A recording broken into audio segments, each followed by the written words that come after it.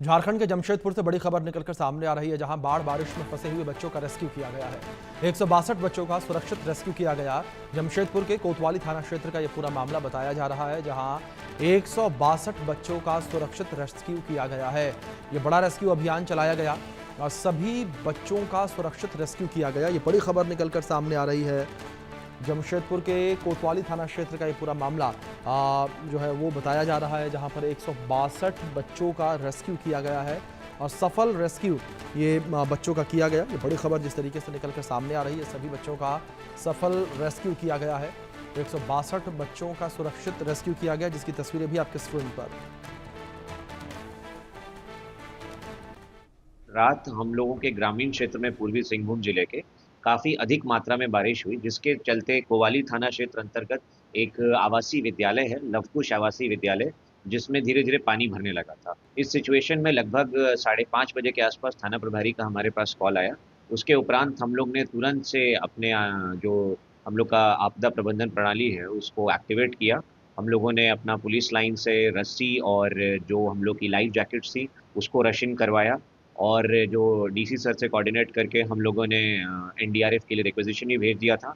साथ ही साथ हम लोगों ने यहाँ पे जो हम लोग के पास लाइफ सेविंग बोट्स रहती हैं उनको भी हम लोगों ने एक्टिवेट कर दिया था।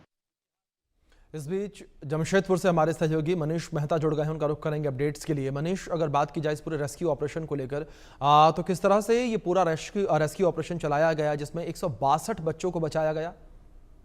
देखिए अभिषेक, ये खबर अपने आप में बेहद ही बड़ी भी है और बहुत ही सेंसिटिव भी है। सेंसिटिव इसलिए क्योंकि कल देर रात अगर हम बात करें, तकरीबन 12 से 14 घंटे तक ये 162 बच्चों की जो जिंदगी है वो एक तरह से पूरी दांव पर लगी हुई थी। लेकिन इसमें हम दाद दे सकते हैं कि जो टीचर्स थे वहां पर, जिन्होंने स्मार्टनेस का परिचय देते हुए न सिर्फ इन 162 बच्चों को जो स्कूल के जो छत थे उसके ऊपर उन्हें शिफ्ट किया, बल्कि उनका ख्याल भी रखा और प्रशासन को भी समय रहते उन्होंने सूचना दी। लेकिन क्योंकि देर रात हो चुकी थी और दूसरी तरफ पानी का जलस्तर भी लगातार बढ़ता जा रहा था, और इस बीच क्योंकि ये काफी रिमोट इलाका है जमशेदपुर का, तो इस वजह से देर रात ये रेस्क्यू ऑपरेशन नहीं चल सका। लेकिन सुबह जो है जिला प्रशासन की तरफ से जो पुलिस की जो टीम थी, एनडीआरएफ की टीम थी, वो बकायदा वहां पर पहुंचती है और ये रेस्क्यू ऑपरेशन चलाया जाता है। लेकिन 2-3 बड़ी बात है जो इस रेस्क्यू ऑपरेशन में निकल करके सामने आई। पहला ये, क्योंकि पहले से ये अलर्ट रखा गया है। आप देखिए कि मौसम विभाग ने पहले ही कहा था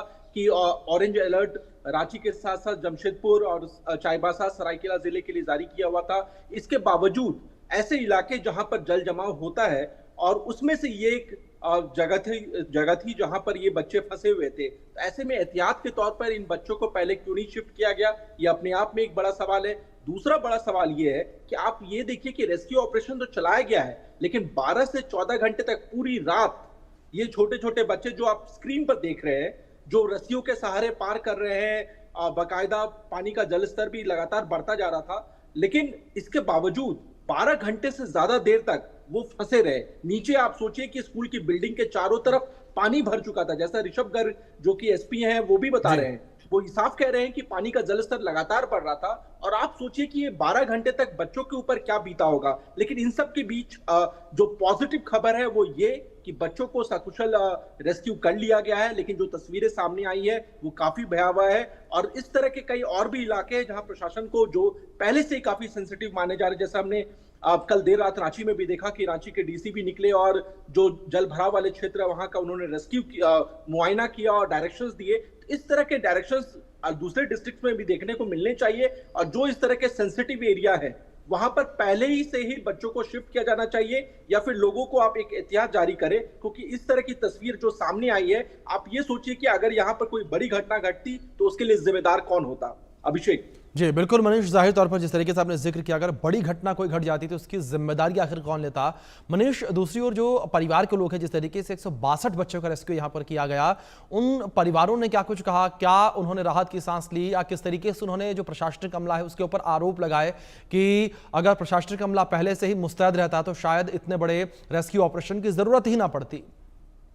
देखिए, जो अभिभावक है उनका साफ कहना है क्योंकि उनके बच्चों की जान बची है, तो निश्चित तौर पे उन्होंने वो एक राहत की सांस महसूस कर रहे हैं। लेकिन जो डर है, मतलब कि जो सवाल उठ रहे हैं वो प्रशासन से ज्यादा स्कूल प्रबंधन पर उठ रहा है, क्योंकि आप ये देखिए कि पानी का जलस्तर अगर शाम होने के बाद बढ़ना शुरू हुआ और आपने उसको बहुत हल्के में लिया, क्योंकि एक बार में तो ऐसा नहीं हो सकता है कि एक फ्लोर जो है फर्स्ट फ्लोर की तक पानी पहुंच जाए और उसके बाद आपने शिफ्ट किया, धीरे धीरे पानी का जलस्तर बढ़ा होगा। तो निश्चित रूप से यहाँ पर जो स्कूल का प्रबंधन था उनकी भी जिम्मेदारी बनती थी कि वो समय रहते प्रशासन को सूचित करते, ना कि देर रात सूचित किया गया। और यहाँ पर जो सबसे इंपॉर्टेंट बात यह है कि सुबह ऑपरेशन चलाया गया है और एक सक्सेसफुल ऑपरेशन चलाया गया है, लेकिन इसके बावजूद आप ये सोचिए पूरी रात बच्चे छत पर और जो ऊपरी मंजिल है उस पर उनको बकायदा रखा गया।